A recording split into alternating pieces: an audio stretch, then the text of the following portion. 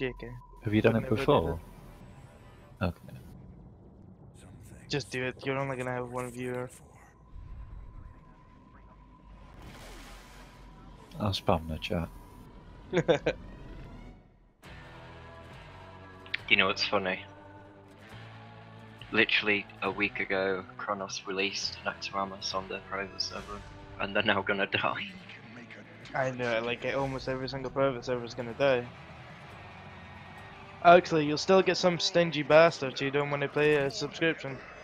Yeah, but you're never gonna get the quality that Blizzard will be able to provide. Nope, the only people who could do that was Nostradas. And even they were rough in some things. The only Blizzard could do. It's not just that, it's the security that Blizzard provides. Like, whenever you played on a private server, there was always the risk that you'd wake up and your effort was gone. Yeah, exactly. With Blizzard doing it, you've got nothing to worry about. You keep your progress. The fucking devs of the server stealing your account to sell here really good.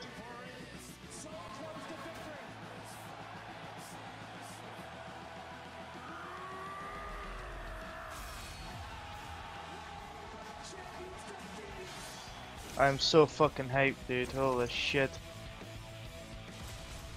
Would everyone switch to Horde for the next expansion, by the way? No. I would. But you wouldn't say that. I'm not leaving my gnome. I'm not switching also.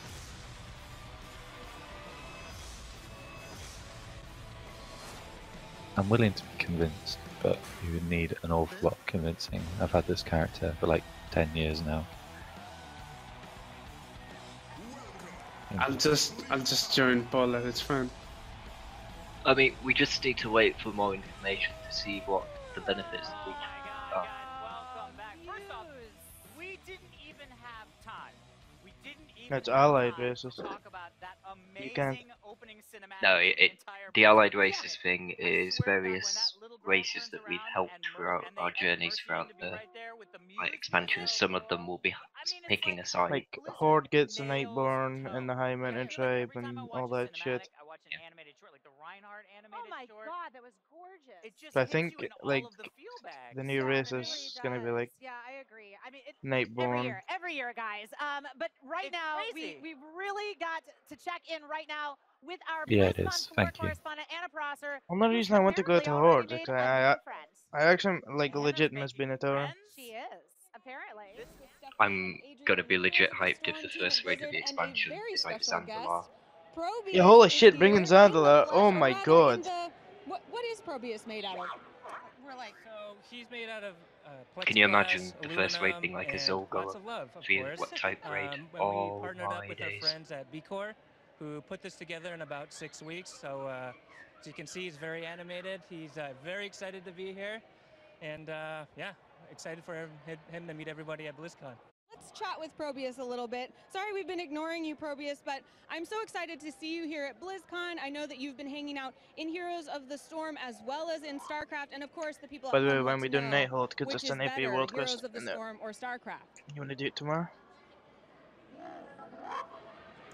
Oh, I totally agree. Absolutely. And also, Probius, you are well familiar with all of the teams playing Heroes of the Storm, as well as all the pros playing StarCraft. Who are you rooting for? You... Oh, really? I'm very surprised to hear you say that, but that player is probably absolutely going to win. So have a great time, and do you have any messages for your So on fans? the WoW subreddit, the classic announcement has by far So cheeky, Probius. more comments and upvotes than the expansion. I love that. That's awesome. Anna, thank you so much. I can't believe, You guys are I can't believe delusional. that they made a giant Probius. I know. Like, You really? really think I you can't want, believe but it. you It's crazy don't. because they have so much Thing amazing happened in stuff here, Lineage like, too you've when seen they Sylvanas released the that classic server. Did I see the Sylvanas? Who are you talking to? I shouldn't Yes, have even of course asked. I have. All right, guys. You're like, I have 5 pictures of me and Sylvanas.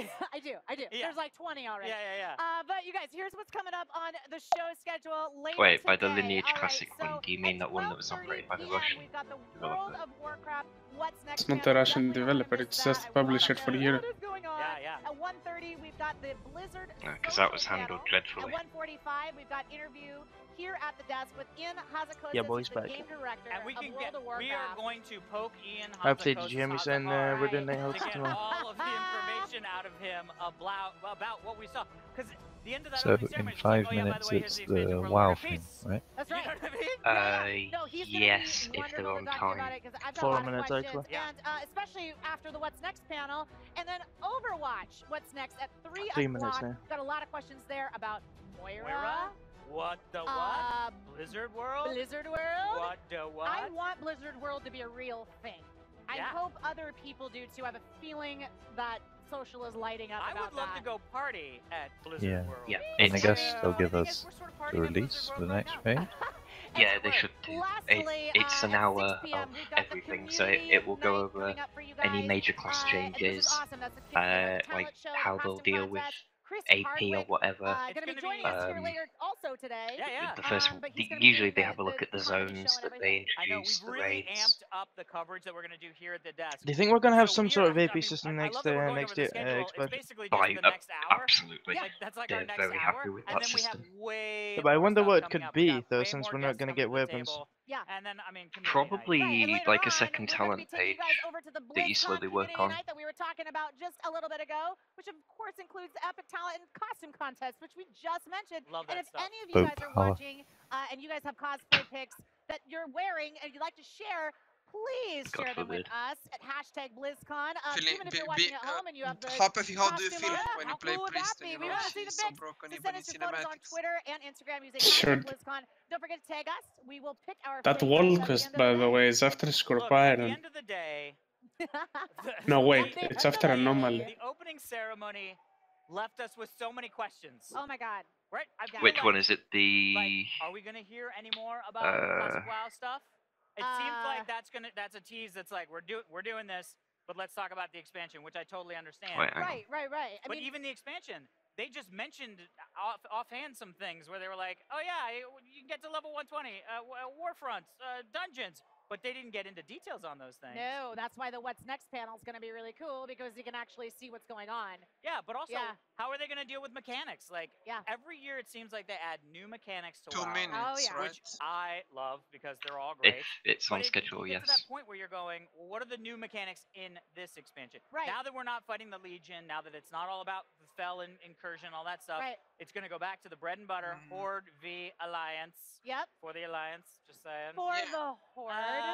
Have you guys all Okay. got Or the just stream up ready For for it? Yeah. Sylvanas.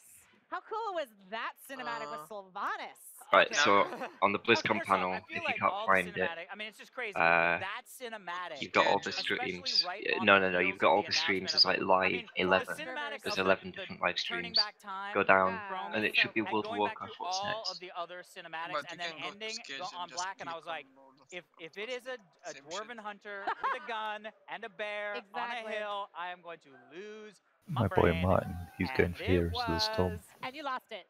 But then to follow that up with, oh, by the way, here's Welcome everybody. Today we're going to be taking a Said you look can play at them. the Oh Nazmir yeah, Zone, which is actually available no, this is right. This is World of Draenor version 2.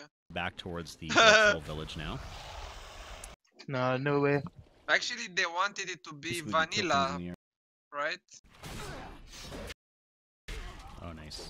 Oh, Because in vanilla it gross was pool Horde thing. versus Alliance, right? all right. Uh, And half and half. Cool. And one more Priestess. Can I be fancy? Oh, I can. Ooh, cool. Okay, it's coming on. Infuse armor with She was Titanic praying to Might. the blood god.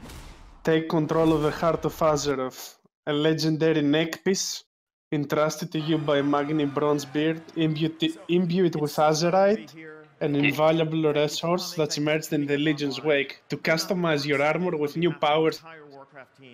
So you're getting artifact armor now instead of weapon. Since the moment Legion came out, the next chapter in World of Warcraft, Battle for Azeroth. Now I know every BlizzCon is special, and I'm a bit biased here, but there's something particularly special about WoW expansion announcement BlizzCons. So this is going to be a good day. So I know you have a lot of questions after what you've seen, and so we're going to try to walk you through a whirlwind tour of what this expansion has to offer. The setting, the story, the characters, the features, the systems, nice and more. So without further ado, let me introduce our creative director, Alex Afrasiabi, to tell you about the world of Battle for Azeroth. Left side is Greyman, right? Right. The blue side.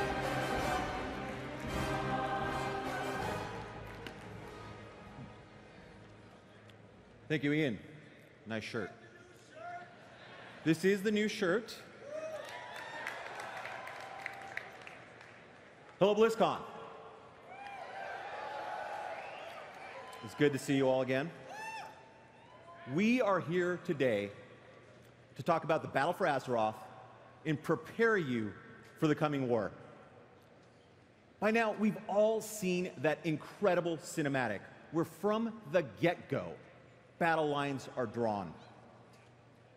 And what I like best about that cinematic, and it does so many things so well, is that it reinforces the foundations of Warcraft.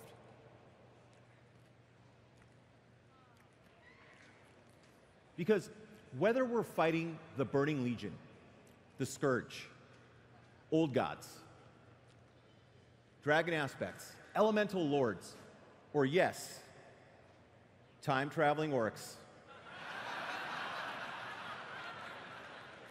our hearts and minds are with us. Classic. We do what we do in this world, first and foremost, for the Horde and for the Alliance.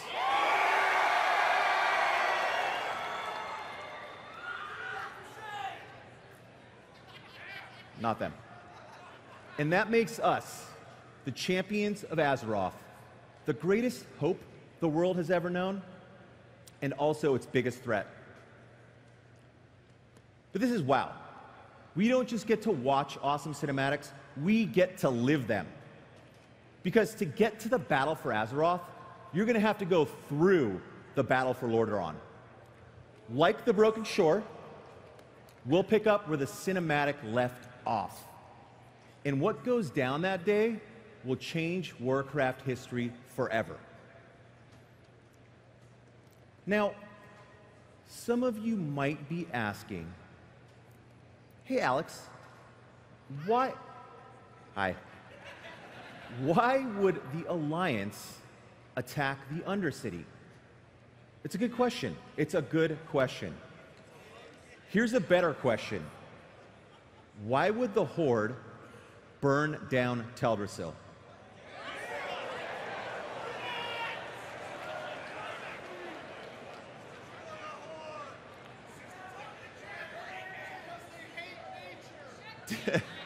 Did Teldrassil fall first?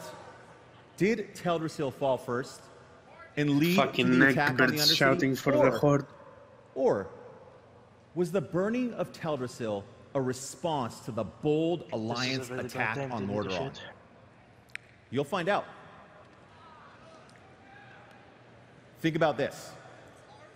The stage is set for an Alliance-controlled Eastern Kingdoms and a Horde-controlled Kalimdor, with one great big sea separating the two continents.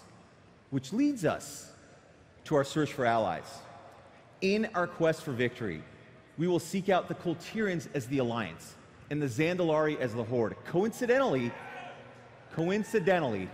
both of these nations have extremely powerful navies, which we're going to need to span that great sea. Let me leave you with this thought. No boats. Some boats. Let me leave you with this thought. No matter who fired the first shot, we are in an all-out war. It's our duty as Alliance. That's right. As Horde. To defend our people, our families, and our homes. This is the Battle for Azeroth. So to recap, the Alliance and the Horde are in an all-out war. Old hatreds have reignited as both factions strike at each other's hearts. Now, with the world divided, We seek out lost territories and new, powerful resources. And with no external threats, we turn our fury on each other. We fight for our faction's survival and our place in this world. And to win this war, we're gonna need all the help we can get, which leads us to find new and old allies alike. And that takes us to Kultiris and Zandalar, which opens up 2 new continents to the game, which we're gonna take a look at right now. Woo! All right, starting with Kultiris for the Alliance. Kultiris was founded 3,000 years ago when a group of Gilneans left the old empire to explore the Great Sea. They came upon this cold, mountainous island, rich in natural resources, and decided to settle in. And over the course of the next 2,500 years, the Kultirans built the most powerful navy on Azeroth. A navy that the Alliance really, really wants. Today, Kultiris is ruled by 4 houses, which we'll find out are in a bit of trouble. And before we're going to get the Kultirans to join our side, we're going to need to help them with their problems. Lastly, Kultiris is broken up into 3 main regions. We've got Tirigard Sound in the middle, the Drusvar in the southwest, and Stormsong Valley in the north. Let's take a look at the zones of Kultiris. All right, first up, we've got Tirigard Sound. So Tirigard Sound sits on an inlet in the middle of the continent, and it connects the Great Sea. It's the main connection point for all of the different zones. Now, within Tirigard, we'll find the capital city of Kultiris, Boralis. This will also be the Alliance's main base of operations in the Battle for Azeroth, so this will be your hub. Now, I mentioned that Kultiris was ruled by 4 houses. When we get to Tirigard, we'll meet the first of these houses, led by a familiar name, Proudmoore. Meet Catherine Proudmoore, everybody.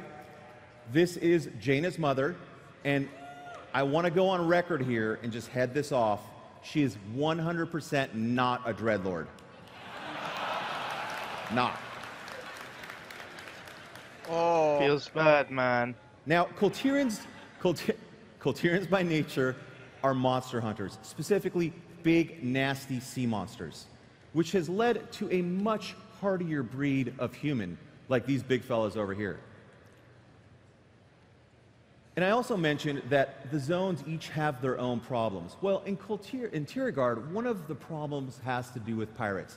Normally, the outlaws of Kultiris hang out at the pirate city of Freehold. But in recent months, they've gotten a little bold and have started to attack Tirigard Sound. And we're going to need to have to deal with that. Now, who wants to see a video?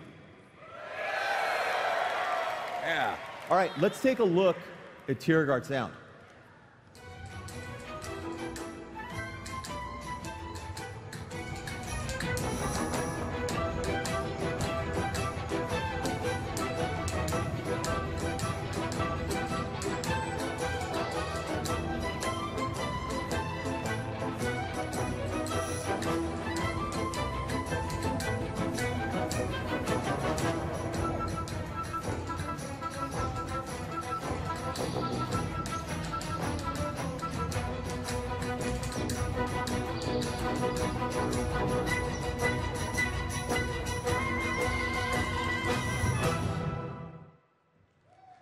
Woo!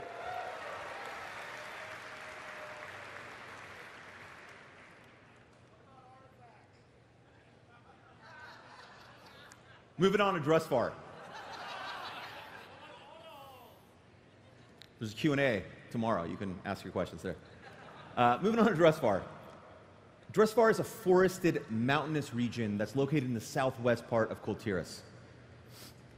Lord and Lady Waycrest govern this region, but in recent months, they've been suspiciously absent from public affairs. And this has been a huge cause for concern for the people that call this place their home. Now, this absence has also put a stop to the main contribution that Drusvar makes to Kultiris: arms and sausages. I'm honestly not sure what's worse. It feels like sausages is worse. That maybe is my mother. Now, as we're exploring Drusvar and trying to uncover She the lives in a mystery of the Muslim missing country. white She crests may as well and look like restore that just order now. and sausages, She could be Oh, yeah. blown up. we'll Feels find bad, that the man. land Oh, you is don't know her. cursed. Yeah. And you can start that story today on the show floor with the Drusvar playable demo. So after we're done here, make sure to get out there and give it a go. Let's take a look at a video for Drusvar.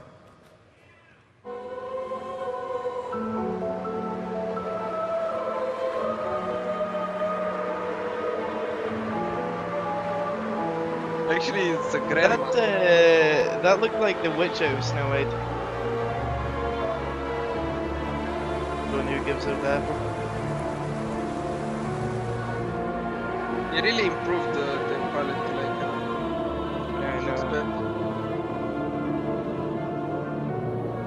Like the animation of the guy scrubbing the floor on. It's top notch.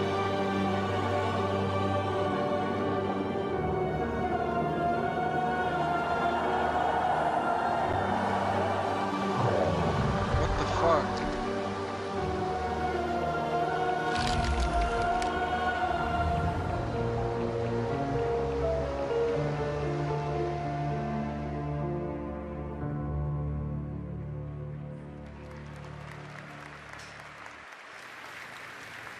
Last up in Kultiris, we've got Stormsong Valley. Now, unlike Tiergard Sound and Drusvar, Stormsong Valley is lush, green, and beautiful. The area is ruled by House Stormsong, and the people of this region are devoted to the sea with a fanatical religious fervor. Now, they're led by a group known as Sea Priests. It's through Stormsong and the Sea Priests that the mighty Kultiran Navy is built. Every ship, every piece that goes into every ship must first be blessed by the Sea Priests before the vessels are deemed seaworthy. They take their shipbuilding really seriously here. Now, when we get to Stormsong, we'll find that shipbuilding operations have come to a stop as ancient dark forces are attacking from the sea. And Quilboars. Lots and lots of Quilboars. Let's take a look at a video of Stormsong Valley.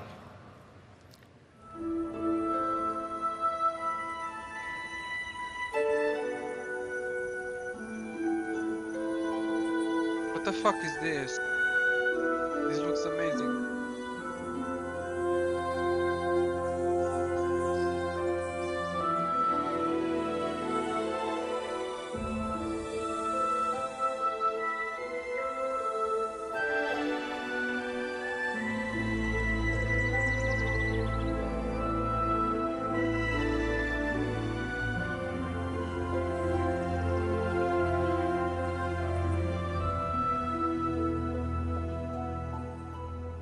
I fucking love live music, dude. All right. Beautiful. All right, so we've gotten a glimpse into the areas and zones of Kultiris. Let's switch gears and take a look at Zandalar for the Horde. Has anyone else got fireworks going on outside? Yes. Why? So, without a doubt, troll civilizations Is it are bonfire some night? of the oldest on I thought Azeroth. those were the And the fish. Zandalari Empire is no exception, having been formed You some know, it's like 16,000 they years ago. Rolling up the bonfire. Now, the island we know as Zandalar today was actually once a landlocked The mountain weekend, range. But the Sundering changed all of that when the mountains and most of the empire sank into the sea.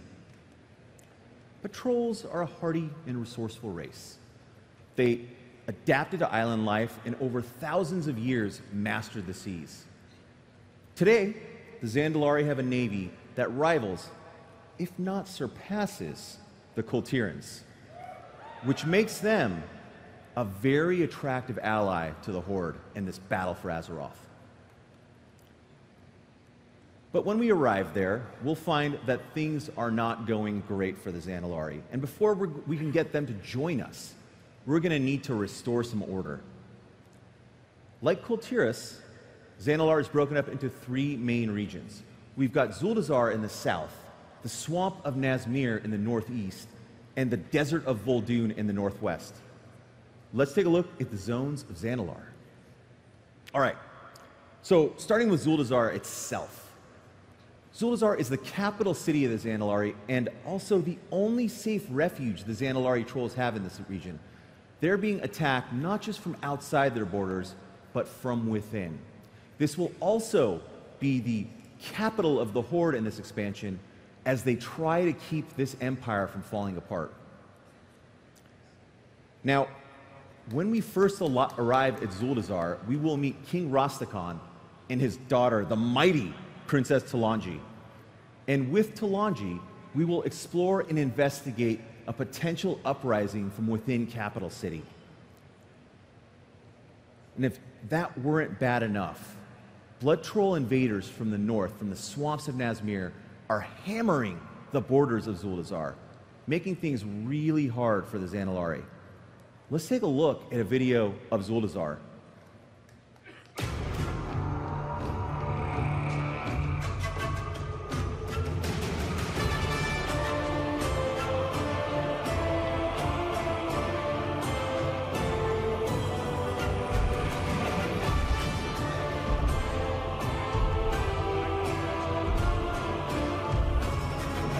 Is that a new mount?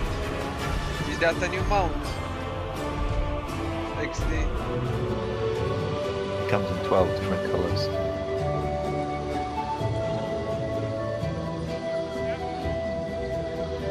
I think it's a horde only mount probably.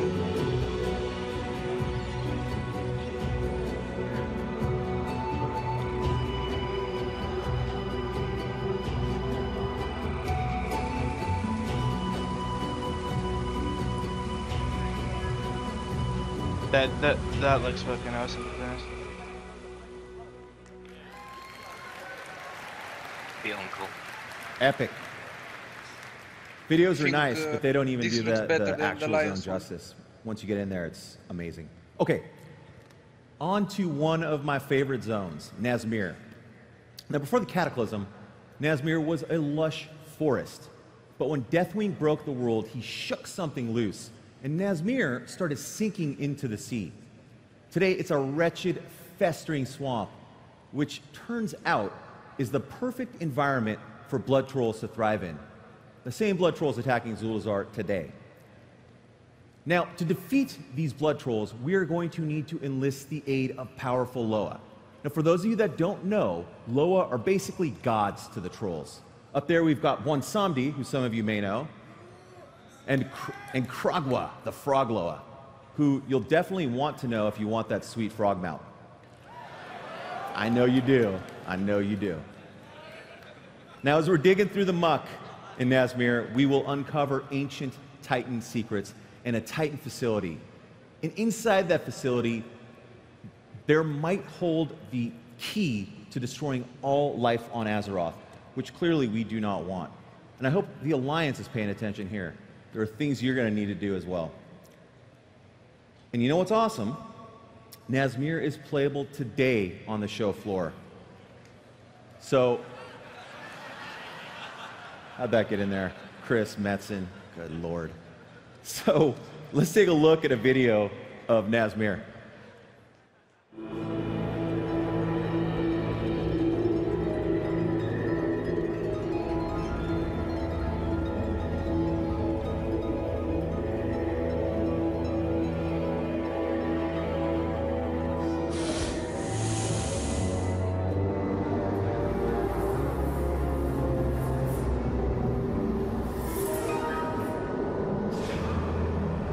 What? It's literally the same.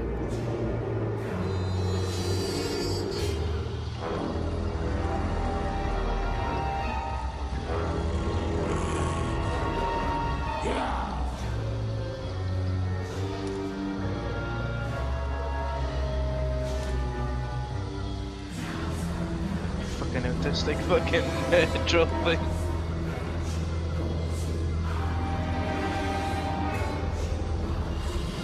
Is that the shitty from our Half-Life? What the fuck? Yeah.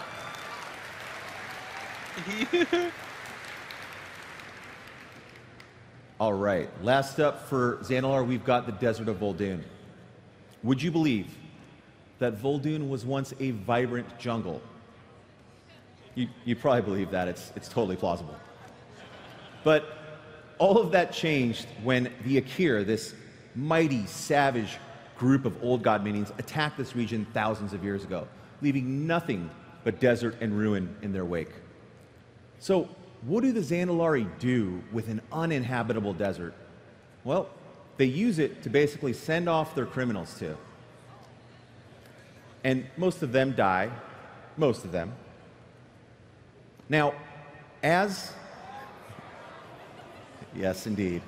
As they're even cuter in person.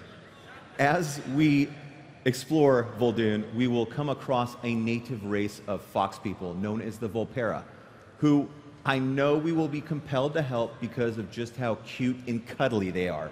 Just want to eat them up. And Vol'dun's got its share of baddies as well, like these snake men, the Sethrak, who will make sure that your stay here is unpleasant. Let's take a look at a video of Vol'dun. Where is the kangaroo, man? Classic. Like, what the fuck, dude? The differences of fucking areas, this expansion. Very nice. Oh, that's fucking cool. Dude, I hope that's a raid. Dude, the horde zones look way fucking better. Horde zones always get better fucking zones in this. Like, this looks way better than in the Alliance. Shit. Wait, my stream's just gone down. What the fuck? Stream is currently offline. Oh, what? Yeah. Thanks, Blizzard. You can Hey, just refresh, just refresh.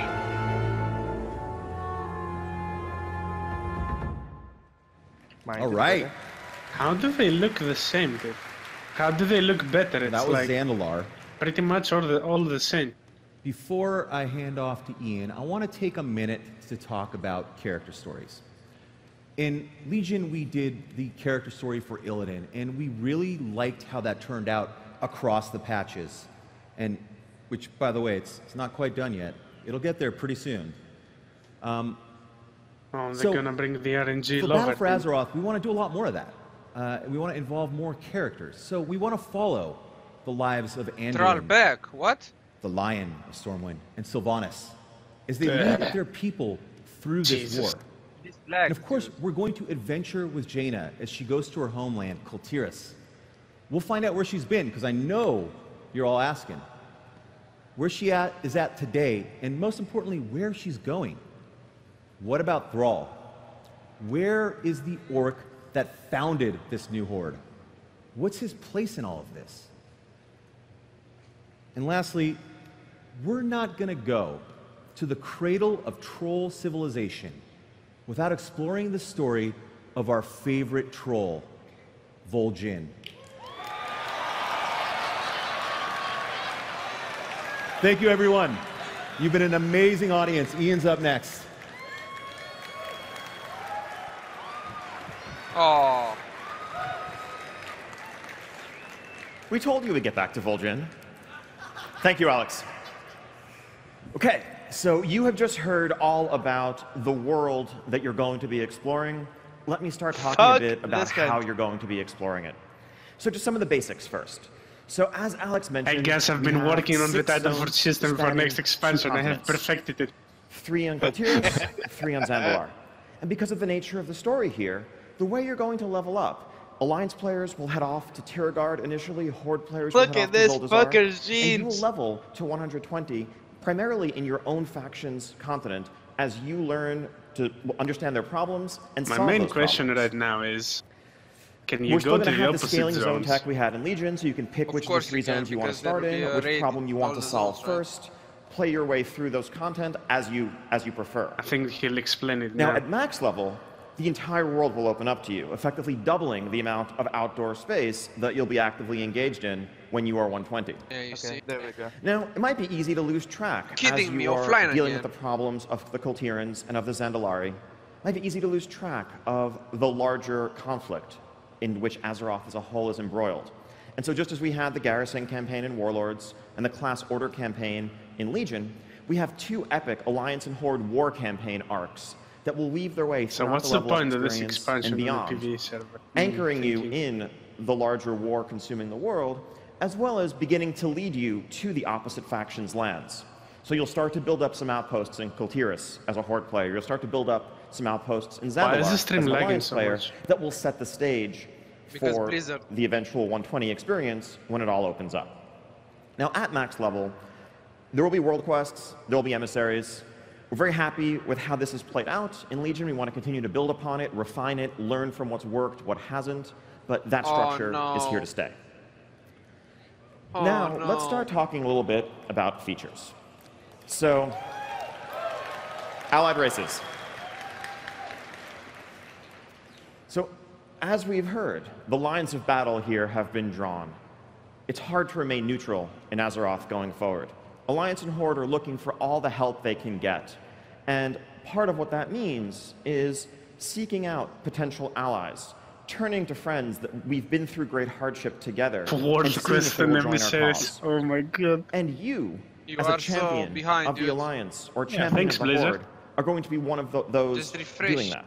You will reach out to these allies, see what other problems they have, see if they will join the Alliance, see if they will join the Horde, playing through custom quest content that tells the story of how Thalyssra and the Nightborn come to join the Horde, or how Ilaria and the crack elite squad of elves that she has trained to harness the power of the Void come to make their home in the Alliance. All right, hardening the welcome rift back, between her and her everybody. We are going to pop out of that WoW panel. However, this is the new All Access channel. The new. If you would like to continue watching the World of Warcraft What's Next panel, you can find it under the Live tab in the watch box just to the right of this window. I think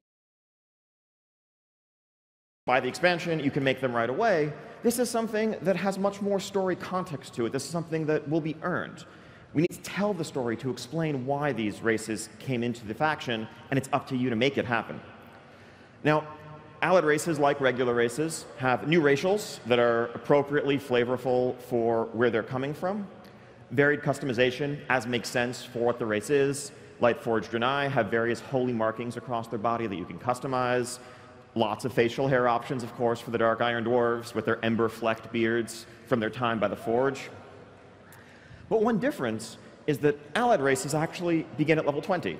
They're a bit more advanced, and we know that if you're playing one, you're a bit more advanced as a player. You're already established in World of Warcraft. So you will start off venturing to Stormwind, venturing to Orgrimmar as a fledgling member of your race, looking to aid your new allies.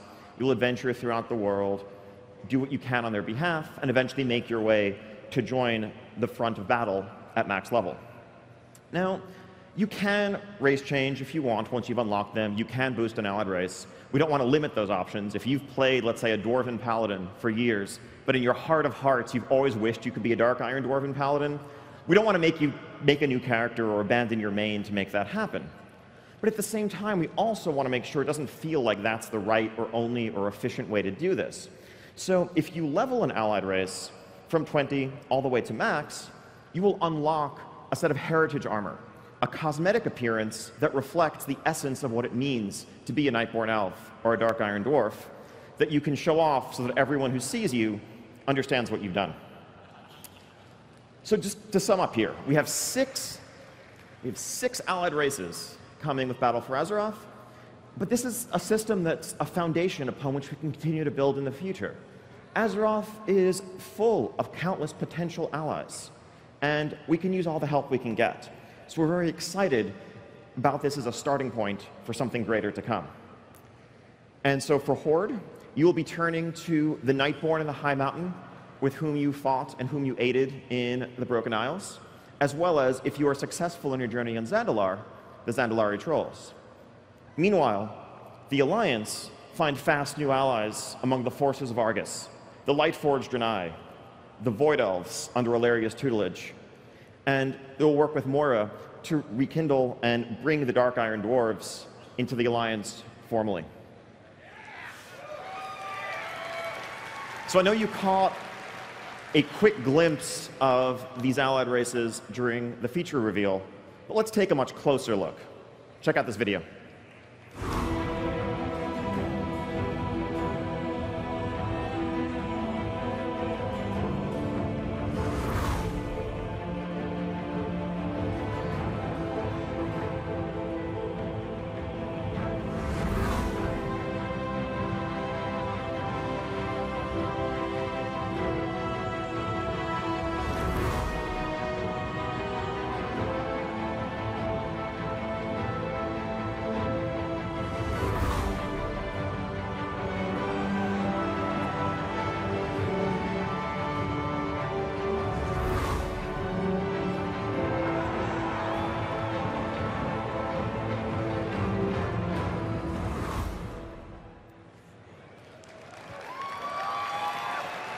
So, pretty cool.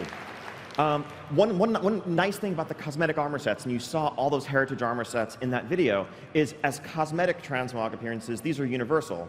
So if you, for example, played a Dwarven caster and always wished you could have a more battle mage type look, doesn't matter if you wear cloth, you can still transmog it to look like that dark runic male and show that off. So now, I just mentioned that we are inviting players to journey through Azeroth once again, to start off with these allied races at level 20 and explore. Now, if you've done something like that recently, you've probably noticed the experience is kind of rough around the edges. Now, the content, the world, the stories, those hold up. Those are great. There's humor, there's life there. But the pacing of the experience is all off.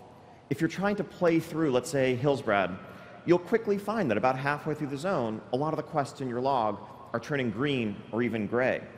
On the one hand, all the mechanics of the game are telling you to get out of there, to move along for better rewards, more experience, a place where you belong, while the story is telling you to stay because you want to see what happens next. We want to solve that. Now, in Legion, during the level up experience, we introduced the concept of scaling zones, and that allowed players to pick and choose their way through that experience. So,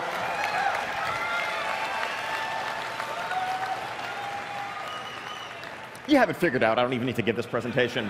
But no, you can see where this is going. So we are looking to take that tech and expand it to the entirety of World of Warcraft.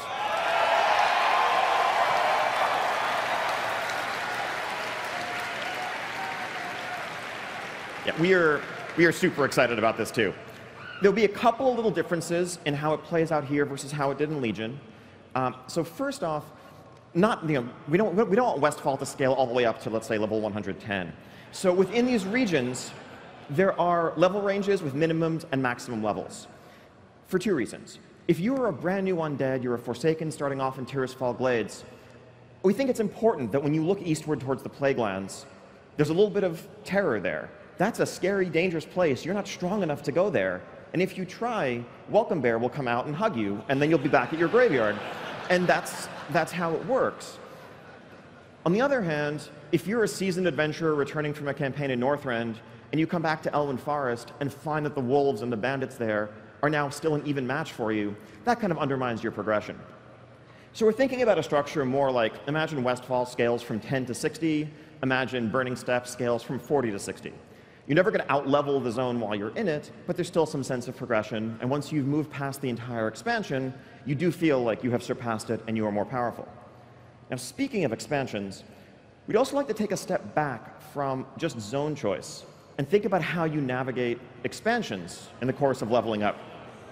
So if you've leveled alts recently, you know the drill. You hit 58, you go to Hellfire Peninsula, you maybe do a zone and a half or so, depending on how many dungeons you're doing. Then it's off to Northrend. Well, what if you could choose? What if Burning Crusade content scaled all the way from 60 to 80?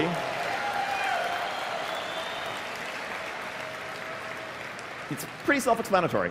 BC 60 to 80, Wrath 60 to 80. Similarly, Kata 80 to 90, Mists 80 to 90. You can pick one expansion, do most of its content if you want. You can bounce back and forth between the two. It's flexible. The point is player choice. The point is having the experience that you want to have as you're leveling through WoW. And yes, this applies to dungeons. It applies to all the rewards along the way.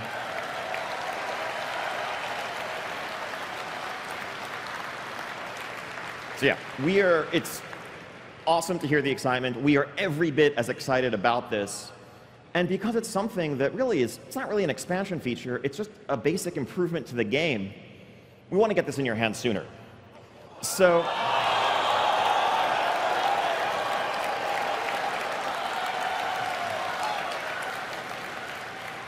you may have noticed the patch that just went live was 7.3.2. That was a small infrastructure thing. We have a proper 7.3.5 around the corner. It'll be coming to PTR in just a few weeks, and you will be able to see the beginnings of many of these improvements there. We can't wait to hear your feedback.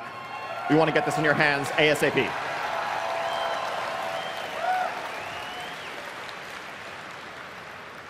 All right. Now, an all-new feature. Wasn't mentioned in the features trailer. So, the battle for Azeroth is a battle between the Alliance and Horde for control of our world, but it's also a battle in which we will all be asked to stand up to safeguard our world. We will need to fight for its survival. And in the aftermath of the Legion's attack, our world is actually direly wounded. And Magni, speaker for Azeroth, speaker for her world soul, will reach out to us as some of her greatest champions and summon us, where we will commune with the world soul at the very beginning of our journey, and we will receive a gift from Azeroth herself. An artifact-quality medallion called the Heart of Azeroth. Now, your artifact weapons that you currently wield, those will be consigned to history. They will go out in, they will receive a proper send-off. That story has yet to be told, but we'll get there. But your companion in your journeys throughout the battle for Azeroth will be this medallion known as the Heart of Azeroth. And as Azeroth herself suffers, as she bleeds, her life essence actually seeps out throughout the world. It's incredibly powerful. It's a substance known as Azerite.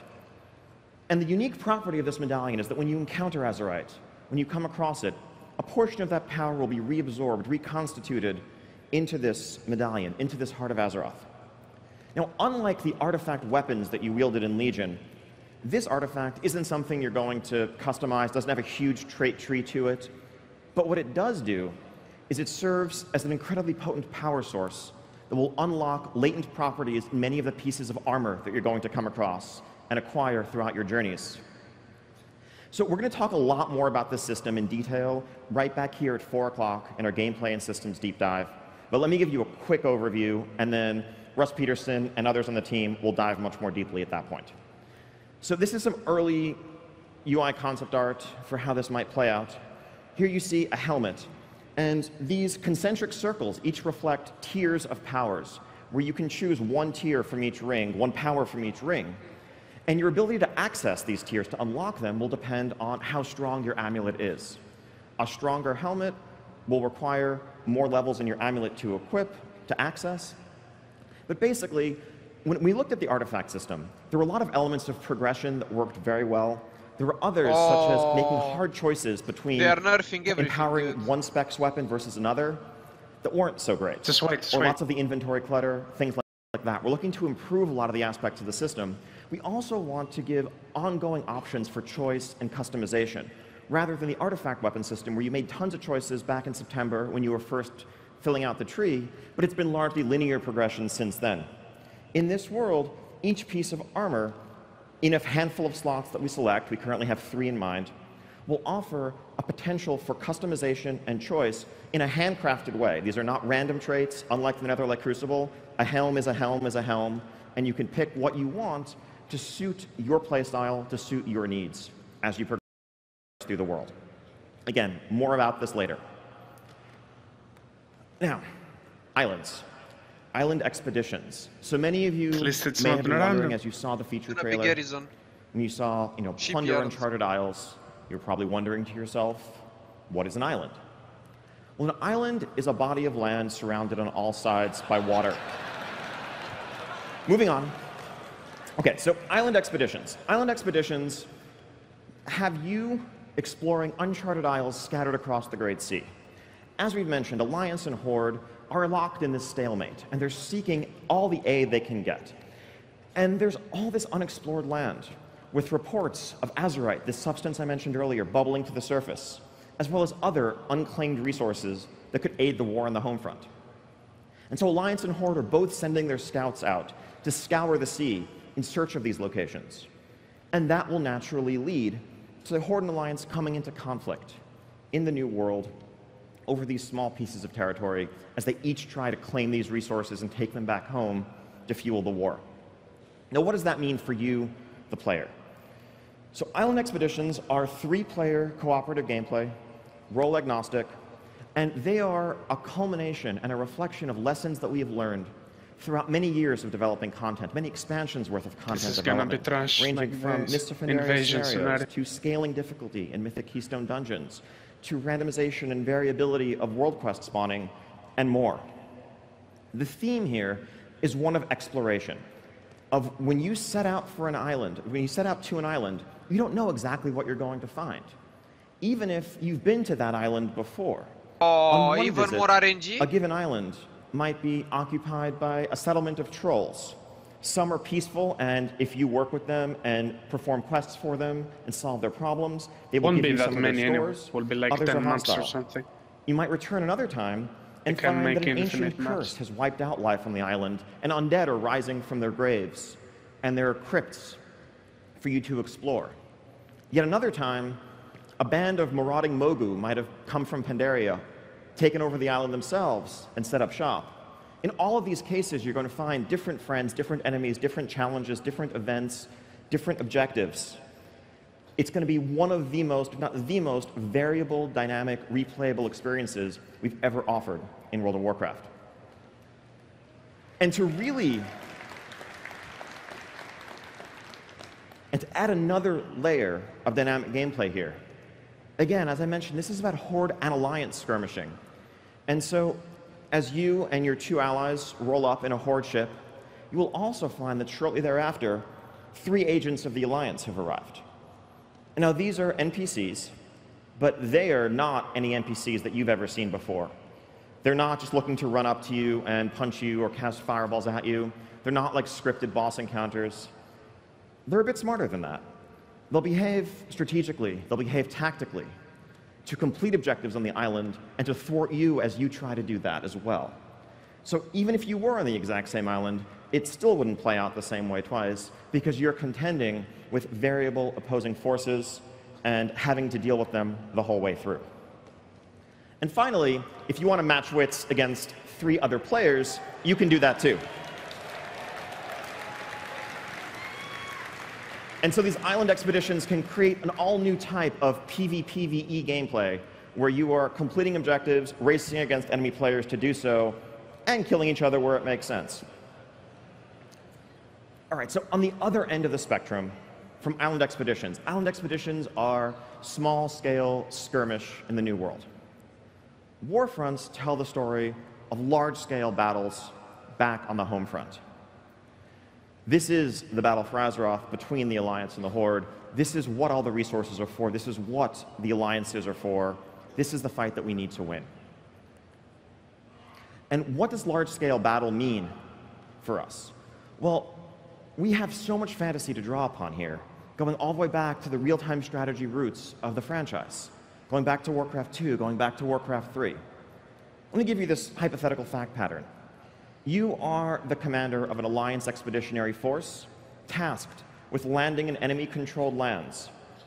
Secure an outpost, build it up, secure supply lines, protect them, build up your base, upgrade your buildings, train troops, and then lead them out into enemy territory, eventually sieging and overwhelming the enemy fortification and crushing them. I just described about 2/3 of all Warcraft campaign maps right there. Well, this is World of Warcraft, and let's put you in that experience. This isn't an RTS. This is you as a champion on the front lines, playing out that fantasy, living that experience. What does this mean?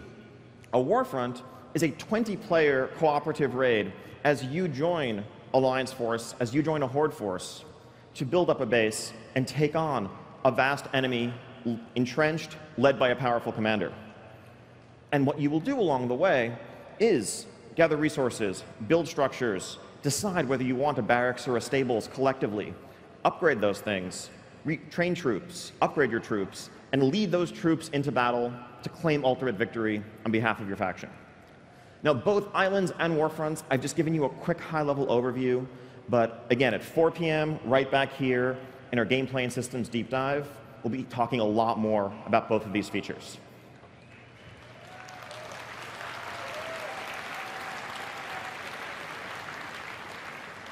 Okay.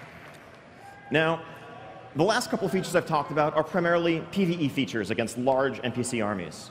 Battle for Azeroth is also going to be a great expansion for those of you who love PvP. So first off, we're adding a couple new arenas. We have a new arena coming in Kultiris, a new arena in Zandalar, capturing the aesthetics of those places, new environments within which you can pit your skills against one another. We also have a new battleground coming called the Seething Shore. Now, this battleground is located just off the coast of Silithus. For some reason, the Alliance and the Horde have decided that this barren stretch of desert is worth fighting over. I don't know why. There's nothing interesting going on in Silithus, but for some crazy reason, commanders of both factions decided to go fight over it. Weird. But as it turns out, for some reason, there's a lot of azurite that seems to be bubbling to the surface in Silithus, and this becomes a natural point of contention. So the way this plays out is as a new type of battleground that has dynamic control points. So imagine Arathi Basin if there were multiple possible flag locations and you never knew exactly where the control point was going to spawn. You had to adapt. You had to keep on the move. Here's a quick look at the layout from an internal sketch of this battleground. Each of those crystal nodes you see on the map is a potential point where an azurite fusion could occur. I think there's about 3 active at a given time. So as you're skirmishing over control of one, you might see the one has popped up on the other side of the map. You have to make a choice between how many people you're going to keep to try to contest the current one versus who's going to break off and try to claim the new one. Very fast-paced action, keep you on your toes. Really excited about this. And it's actually part of the story that we're telling. It's part of the events that will lead up to Battle for Azeroth. So as such, we also want to get this in your hands a bit before Battle for Azeroth itself. It's just like Battle for So Gilneas. keep an eye on the PTR, and we want to get this coming your way soon. We're also going to continue to expand upon successful systems like the PvP Brawl. Is he not going to speak about Antares? All of those things are here to stay. But that's instance PvP. I know there are many of you for whom world PvP is what you're all about. Whether it was 13 years ago, ganking noobs in Stranglethorn Vale, making people switch to their mains to come get you. Biggest meme. Or just being a terror of World Quest areas today, it's the thing that you love. And you might feel like it hasn't been treated with the respect it deserves over the years. We agree. In a lot of ways, our PvP rule set for World PvP hasn't really changed since 2005. I guess we got rid of dishonorable kills about 10 years ago. So we should bring them back. No. But the way in which you play the game has changed tremendously. Over the years, server transfers opened up. People want to move around to play with their friends, to find new guilds. As it turns out, most people prefer to transfer to servers where their faction is already dominant, leading to more and more lopsided populations. Ease of travel around the world and power scaling have changed significantly. You could be trying to fight someone, and they could, CC you, get away, mount up, fly away. You never see them again. And much more recently, we have cross-realm gameplay. You might join a World Quest group in the pre-made group finder, and even though you're on a PvP server, you could join the group and suddenly find that you're surrounded by orange names because you just landed on a PvE realm, or vice versa. In a lot of ways, our rule set doesn't necessarily make a ton of sense for the way the game is right now and how people play the game. That's something we'd like to re-examine. And so I think there's 2 audiences that we're thinking of as we approach these changes. First off, there are likely many of you in the audience and watching at home who play on PvP servers today, but it's not really the gameplay you're looking for. You're there because that's where your friends wanted to be. That's where you ended up many years ago. You don't want to pay money for a server transfer. You don't want to leave your friends to change that. But you might be actually sitting here hearing about and thinking about this expansion we're talking about, where you'll be venturing into enemy-controlled lands with a bit of trepidation, thinking that sounds actually pretty frustrating. On the other end of the spectrum, there are those of you who love World PvP and feel like, exactly, and feel like that's part of what makes World of Warcraft, and you want more of it. You want it to be more balanced, you want it to be more interesting, and you want it to occur more organically. We agree. So the core of the changes we're looking at are actually, first and foremost, getting rid of this arbitrary division between PvP and PvE server rule sets, where you're locked in permanently on a given server, and unless you transfer and leave your friends, you can't change that. We want to make this an individual toggle, unifying our servers into a single rule set. So when you're in Stormwind, you're in Orgrimmar, you're in Dalaran, you can choose whether you want to PvP flag, you want to opt into PvP, or not. And if you do, when you venture out into the world, you'll basically be on a PvP server, PvP rule set, with other people who've also opted into that gameplay. And if you don't want to, don't. What this lets us do, on the one hand, people who feel trapped on PvP servers now have an easy way out. On the other hand, we have a foundation upon which we can build a new generation of World PvP content. In the past, whenever internally we would think about and debate ideas for really cool World PvP stuff, it always ran into this roadblock of, well, what does that mean if you're on a PvE server? Does that just mean that half of the players of our game can't access that content meaningfully? And that always felt like a really large stumbling block. We could create all new content, whether it's bounty hunting quests or quests that send you to assassinate high-value targets in enemy territory, and encourage some of that organic conflict and reward it in a way that we never could before. Now, also, we realize you may be hearing this and thinking, well, why would I ever activate PvP just to go out and do my world quests? That feel like this is probably just going to be a bunch of people deathmatching across our zones, turning them into giant arenas. And that's not actually what World PvP is about, right? World PvP is that organic encounter that occurs. And so, in order to offset that inefficiency, we do want to offer some bonuses to something like experience gain, reputation gain, where it makes sense for questing with PvP mode enabled. The point of this is not to make this feel like the right or the only way to play if you don't like PvP, but rather to make it feel like it's worth your time if you do. Play the way you want to play. We'll have a lot more to talk about this in the future, but the aim of these changes is to build a foundation upon which we can make World PvP great again.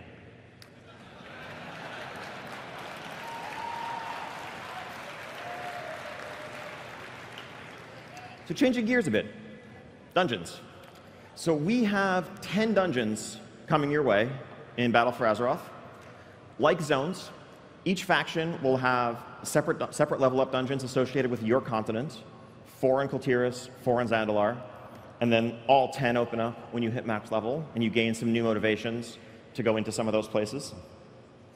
On the system side, Mythic Keystones, also here to stay.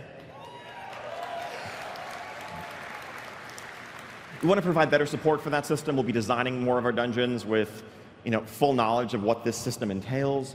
We also want to provide UI improvements, so it's easier to form and find Mythic Keystone groups. If you're just looking for a 10, but you don't care what map it is, you should be able to search for that much more easily. Things like that. But refinements, just building upon a system that we've heard fantastic feedback from the community about. We love this as really making dungeons a continued part of the endgame. Let's talk about some specific dungeons. First off, Freehold. Freehold is located in Tiragarde Sound. This is a wretched hive of scum and villainy. It is full of brigands and outlaws and cut purses, and you're going to have to go through this place if you want to put a stop to some of the problems that Kultiras is facing. Let's take a look at a video of Freehold.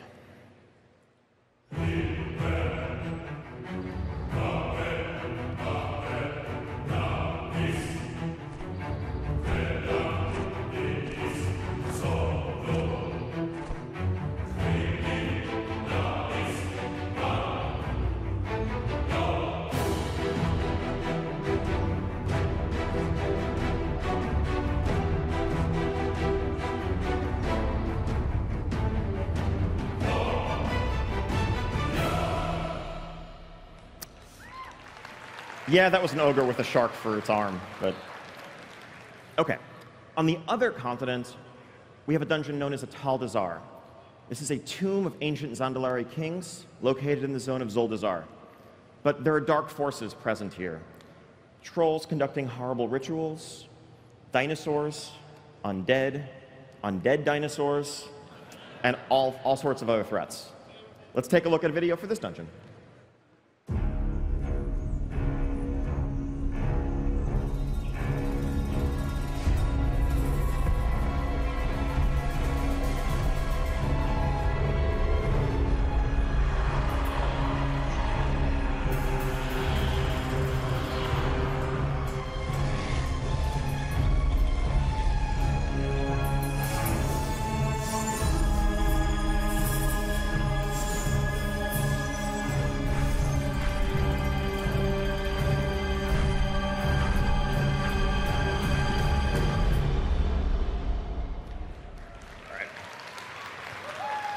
So both of those dungeons are also fully playable here on the show floor today, for a total of 4 separate experiences: Alliance questing, Horde questing, Alliance dungeon, Horde dungeon. Grab 4 friends, make some new ones, check out the dungeons. We can't wait to hear your feedback. So other dungeons, as I mentioned, there's 10. I'm not going to talk about these in great detail, but these are scattered across the new lands. Special call out to the Shrine of the Storm. This is a dungeon in Stormsong Valley. If you want to see a bit more behind the scenes boss design for this dungeon, check out our boss design panel tomorrow afternoon on the Legendary stage, and you can see our encounter team design out one of the bosses in this dungeon live. The very bottom of this list is also a place that's not in Kultiris and not in Zandalar, Kazan. Now, this is a favorite location of ours we've wanted to revisit for some time. Knowing goblins, if you do, you might not be surprised to hear that once word spread of this substance known as azurite, they immediately set out to dig and dig and dig and see what they could uncover to control it for themselves. And who knows what else they found in the process. Should be a fun trip. Now, moving on to raids. Quickly here, since I don't want to go in too much detail into the nature of this raid, because it's hard to do without tremendously spoiling pretty much the whole story of Zandalar, and I don't want to deprive anybody of the experience of learning what happens as intended through data mine broadcast text. But this raid is the Titan facility Alex mentioned earlier, located in Nazmir, known as Uldir Halls of Control. It was once a Titan, effectively a laboratory, a quarantine facility, where they aimed to analyze and try to understand the nature of their ancient enemy, the Old Gods. That didn't go so well. This place has been shut down, sealed away for thousands of years until now. And we'll have to go in there to face off against the source of Zandalar's corruption.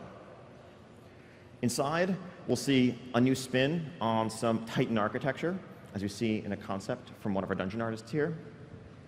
We'll be facing off against all manner of delightfully slimy foes. This little tiny person, sorry, tank. At least it doesn't have ankles for you to look at. You'll be looking at a belly.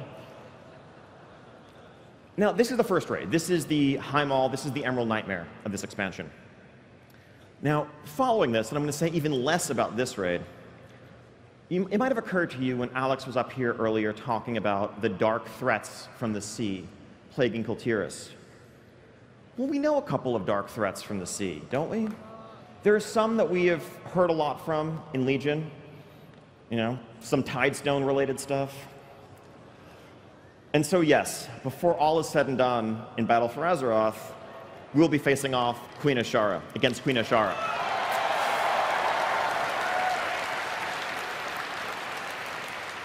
So lots more story to tell on that front. And yes. And so the stage is set for the Battle for Azeroth. We have Crimson Red continent in the west, Royal Blue in the east, and a vast expanse of ocean in between. We, as champions of the Alliance and the Horde, will set out to explore islands, battle on war fronts, and uncover mysteries that threaten to undermine the very world beneath our feet. Because at the end of the day, does it matter who wins the Battle for Azeroth if there's nothing left for the victor to claim? So thank you so much for coming out. Thank you so much for joining us for the beginning of this adventure. It's always a joy. We have so much more information to share over the course of the afternoon here at BlizzCon, starting in just a few hours right back here on this stage. And if you have any questions about what you've heard, submit those questions up at the Darkmoon Fair or online for our Q&A tomorrow afternoon, focused exclusively on Battle for Azeroth content and what lies ahead. Also check out our art panel and Legendary stage tomorrow, and so much more. Thank you so, so much. Welcome to BlizzCon. Have a wonderful weekend. Thank you for attending the World of Warcraft What's Next panel. Up next, the Hearthstone What's Next panel.